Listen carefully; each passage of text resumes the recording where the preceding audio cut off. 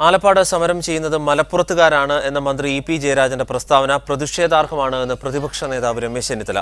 സമരം ചെയ്യുന്നത് നാട്ടുകാരാണ്. സമരത്തിന് ഐക്യദാർഢ്യം പ്രഖ്യാപിക്കാനാണ് മലപ്പുറത്തു നിന്നുള്ളവർ എത്തിയത്. മന്ത്രി പ്രസ്താവന പിൻവലിച്ച് മാപ്പു പറയണമെന്നും രമേശ് ചെന്നിത്തല പറഞ്ഞു. കരിമണൽ ഖനനം നടക്കുന്ന ആലപ്പാട് സന്ദർശിച്ച ചെന്നിത്തല സമരപന്തലിലെത്തി ഐക്യദാർഢ്യം പ്രഖ്യാപിച്ചു. 58 വർഷമായി ഇവിടെ ഖനനം നടക്കുന്നു.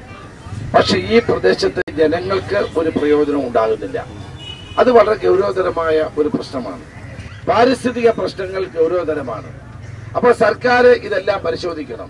ഏതായാലും ഒരു കാര്യം എനിക്ക് പറയാനുണ്ട്, ഒരു മലപ്പുറത്തുകാരുമല്ല ഇവിടെ സമരം ചെയ്യുന്നത് എന്ന് എനിക്ക് വന്നപ്പോൾ മനസ്സിലായി.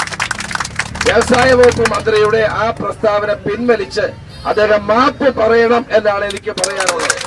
അടിയന്തരമായി എനിക്ക് മുഖ്യമന്ത്രിയോട് പറയാനുള്ളത്, അടിയന്തരമായി സമരസമിതി നേതാക്കളെ വിളിക്കണം, ചർച്ച ചെയ്യണം, ഈ പ്രശ്നത്തിനൊരു പരിഹാരം കണ്ടെത്താൻ മുന്നോട്ട് വരണം.